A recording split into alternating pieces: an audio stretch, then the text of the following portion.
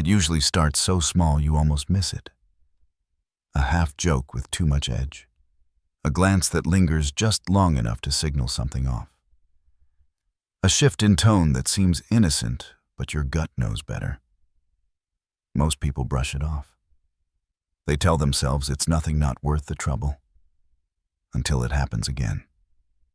This time louder, sharper, in front of others. And by then it's no longer small, it's a signal. A test. And if you don't act, everyone watching learns exactly how to treat you. Here's the truth: most people avoid disrespect. Isn't always personal. It's a probe. It's someone tapping the glass to see if it'll crack. If you let it slide, you've just handed them a blueprint. That's what Machiavelli understood better than most. Respect isn't something you earn slowly, like trust. It's something you enforce immediately. Because in a world wired for power, dominance, and reputation, silence can either be strength or permission. So when it happens, when someone crosses that invisible line, you don't laugh. You don't flinch. You don't feed it. You go still. Not passive, not scared, strategic. You create space. You withdraw energy. No explanations, no performative outrage. Just a sharp vacuum where your warmth used to be. It's not about ignoring it, it's about controlling the rhythm. They expected a reaction. Instead, you've handed them uncertainty. And that's where the real power begins. Because here's the first rule of Machiavellian. Handling the person who reacts emotionally always loses ground. But the one who stays calm, even cold, becomes unreadable. And unreadable equals dangerous. When they can't predict your move, they start second-guessing theirs. A comment that might have landed easily now hangs in the air, unacknowledged, heavy. You don't return the serve. You take the ball and walk off the court. But silence alone isn't enough. Your next move is surgical. You ask a question not to clarify, but to expose. Did you mean it that way? You sure that's how you want to say it?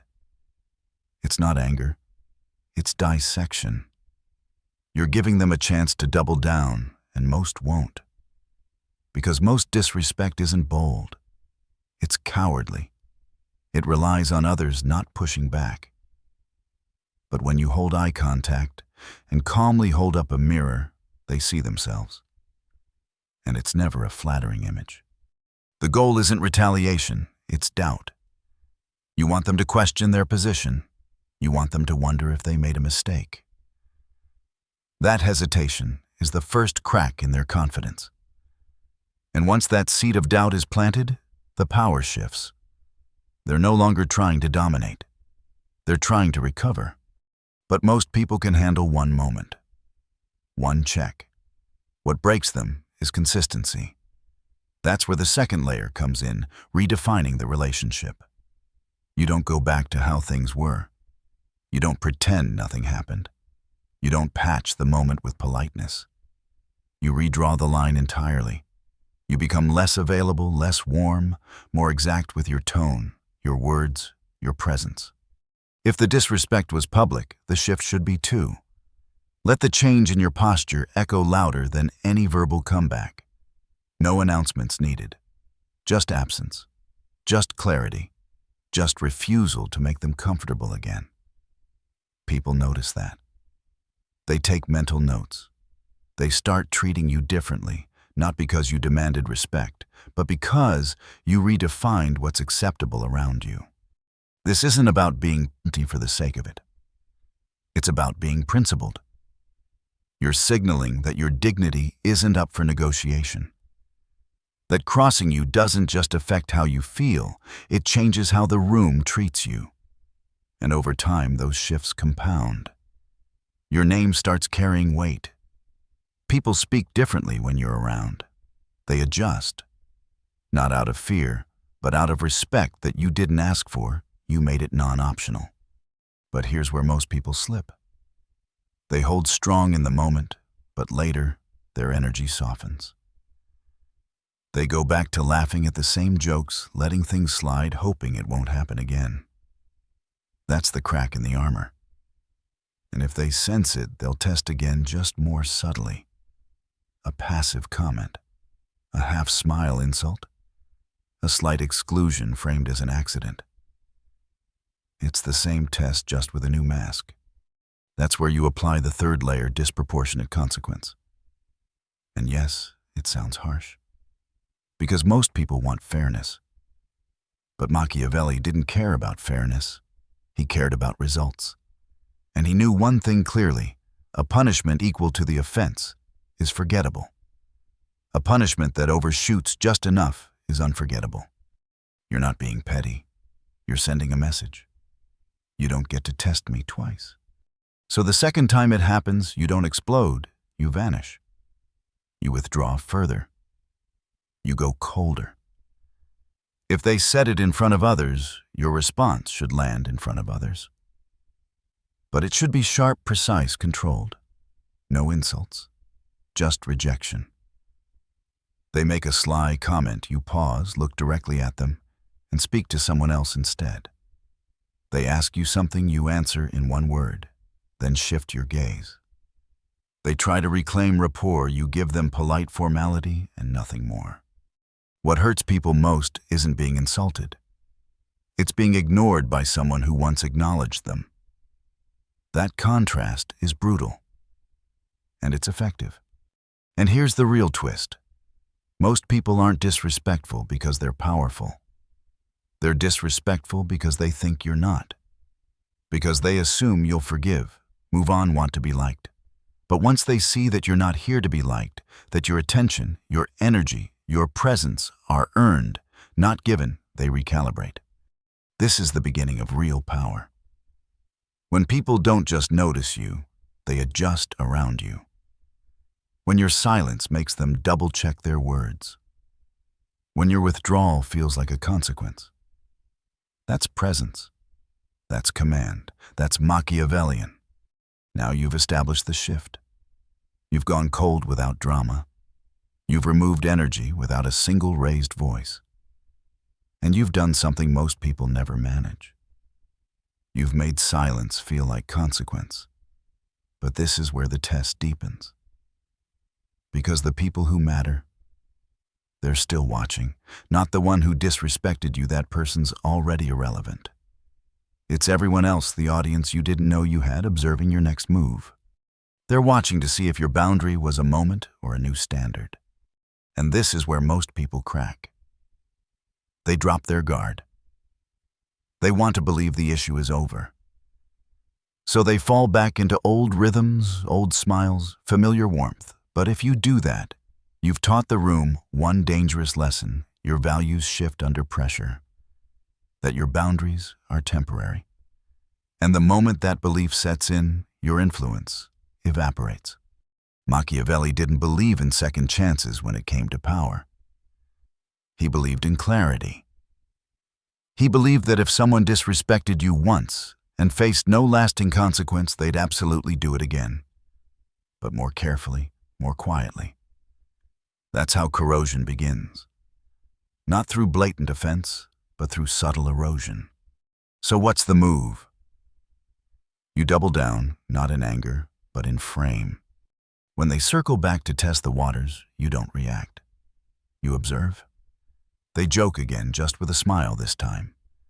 They leave you out of a plan and call it an oversight.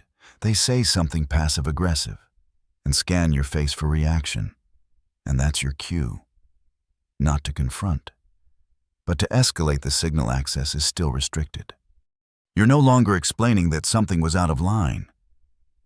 You're reinforcing that you're out of reach. It's not revenge, it's reinforcement. And here's where the concept of disproportionate consequence returns. Because what Machiavelli understood is that people don't remember fairness. They remember impact. A proportionate response gets filed away.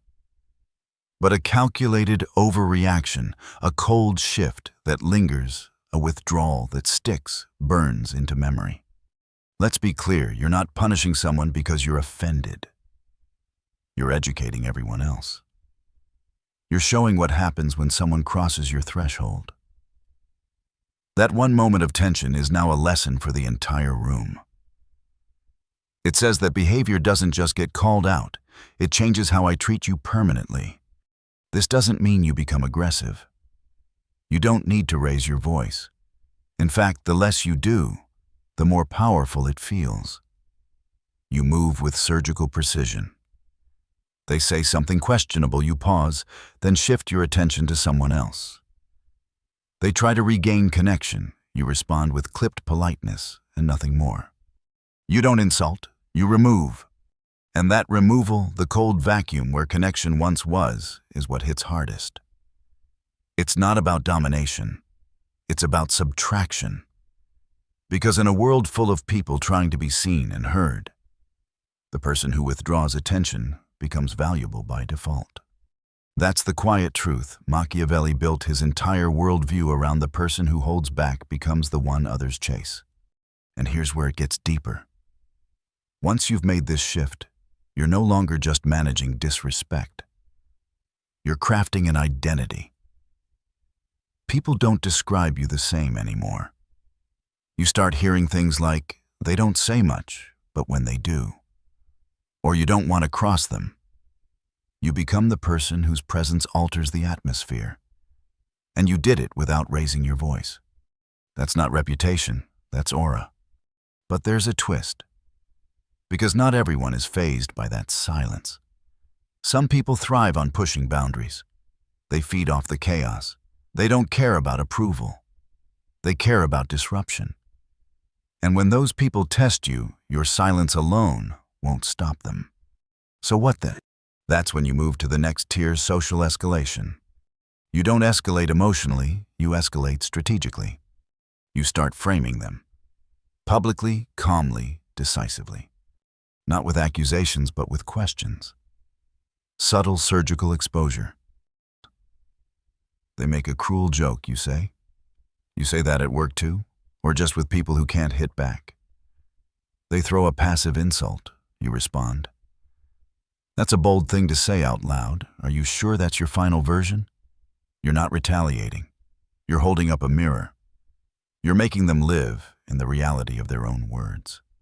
Because here's what Machiavelli knew when someone chooses to disrespect you. What they're betting on is invisibility. They're hoping the moment passes, that you'll let it slide, that nobody will notice. So when you turn the spotlight on them, not with drama, but with precision, they shrink. Not because you fought back harder, but because you made them visible. And that visibility is terrifying to those who disrespect in shadows. You're not the aggressor, you're the reminder. The room notices, the dynamic shifts. People who once laughed at the comment go silent. The energy turns. And the person who thought they could get away with it is suddenly standing in the heat of their own misstep. But the best part, you're still calm, still composed, still untouchable. Because the power doesn't come from confrontation. It comes from containment. From making them realize that you could say more, do more, but you won't. Because they're no longer worth it. And that restraint, that selective control, is what turns your silence into dominance. That's the point. You've never needed to outtalk anyone. You don't need to overpower. You don't need to explain. Because when you stop reacting and start repositioning, you rise quietly, steadily, unshakably. And they fade into irrelevance, into self-doubt, into silence of their own. The real shift happens after that. Not in the confrontation, but in what follows. After the silence, after the exposure, after the air between you has thickened and cooled, that's when the real game begins. Because the moment has passed, but the memory hasn't. And now the room is waiting. People aren't just watching you, they're watching each other. Testing the air, sensing the shift. And most of all, they're recalibrating. Because they've seen something rare, someone who doesn't react, but repositions. And now they're wondering, was that strength a one-time moment? Or is it who you are? This is your reputation test. The next time someone crosses you, maybe it's minor, maybe it's indirect, it's not about them anymore. It's about consistency. Because that's what builds reputation. Not moments, but patterns. Anyone can hold frame once. Most people can fake strength in a single encounter. But holding that line day after day, that's what separates dominance from performance. So when they try again, because they always do, you don't react. You reinforce. You make your silence feel deliberate. You make your presence feel earned. And slowly your energy starts to take on weight. Not because you're forcing anything, but because others feel the consequence of slipping even slightly out of line with you. They notice how quickly the warmth vanishes, how quickly access disappears. You're not punishing them. You're showing them what self-respect looks like in practice. And this is where something strange starts to happen. People begin to self-correct around you, not out of fear, but out of instinct. They lower their voice slightly. They think twice before making a joke. They pause before interrupting you. Because they know what it feels like to lose your attention, and they don't want to feel that again. This is the foundation of psychological dominance.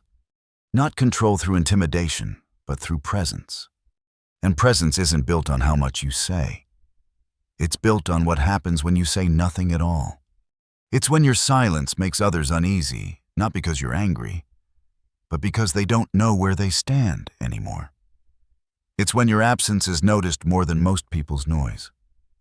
It's when your approval becomes something they don't expect, but deeply hope for. That's power. But there's one final twist most people miss. Some won't back off. Some people push harder. Not because they're strong, but because they're desperate. They need attention. They need validation. And if they can't get it through praise, they'll try to get it through provocation. These are the disruptors. The manipulators. The ones who test boundaries not to break them, but to see who enforces them. And when they realize you're not reacting, they'll try to escalate. They'll laugh louder, push further, try to get a rise out of you. This is your final test. Can you hold frame not just under pressure, but under temptation? Because in those moments you'll be tempted to fight, to clap back, to show them you're not weak. But that's exactly what they want. That's their game. You don't play it. Instead, you escalate in a way they never expected socially, quietly, publicly. You use their own words, their own tone, their own aggression, and you hold it up in front of others. Not as an insult, but as a question. Oh, is that how you talk to all your coworkers?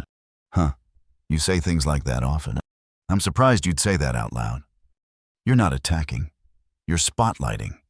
You're handing them their own behavior and saying, here, hold this in front of everyone. And most of the time, they can't. Because it was never about being bold. It was about being unchecked. But now, they've been checked, not with rage, not with insults, but with the most brutal response of all exposure. And once exposed, their power vanishes. They stop looking like the dominant one. They start looking small, loud, insecure. Because that's what disrespect usually is, not power, but projection. A desperate grab at relevance. And when you don't fight back, when you just watch, withdraw, and mirror, you don't just end the game, you rewrite it. And now you're not the person who claps back, you're the person who doesn't have to. Because everyone in the room already knows you don't tolerate disrespect. You don't explain your boundaries. You don't seek validation for holding your ground. You just do it. And people adjust. Because when you walk into a room now, the air shifts. People don't know what you're thinking, and that makes them careful, respectful, calculated. They don't joke with you the same way. They don't interrupt. They watch your reactions. They wait for your response. And when they don't get one, they start questioning themselves. That's presence. That's what Machiavelli meant by making disrespect too expensive. Not through punishment, not through public humiliation, but through withdrawal. Through the complete removal of access to your warmth, your energy, your attention. And for those who still don't get the message, you go one step further. You don't raise your voice. You disappear. Not physically, psychologically. You treat them as if they no longer exist in your world. Not with hostility, but with indifference. You don't retaliate. You don't forgive. You just move on. And in doing so, you remind them they were never central to your value. They were tolerated. And now, they're irrelevant. Something interesting happens when people realize they no longer matter to you. At first, they might try harder. More jokes, more accidental run-ins, more fake casualness. But eventually, they sense the shift. Not from something you said, but from what you no longer say. That's silence. It carries weight now, and they feel it. They realize the connection is gone, and it's not coming back. But here's where your real leverage begins. Because this moment, it's not just a win, it's a spotlight. Everyone else sees it too. They saw the line get crossed. They saw how you didn't flinch, how you didn't spiral.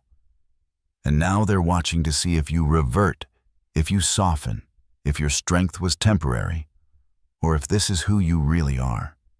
This is your image being cast in concrete. And image, as Machiavelli warned, is more powerful than truth. Truth takes time. Image is instant. It lives in other people's minds.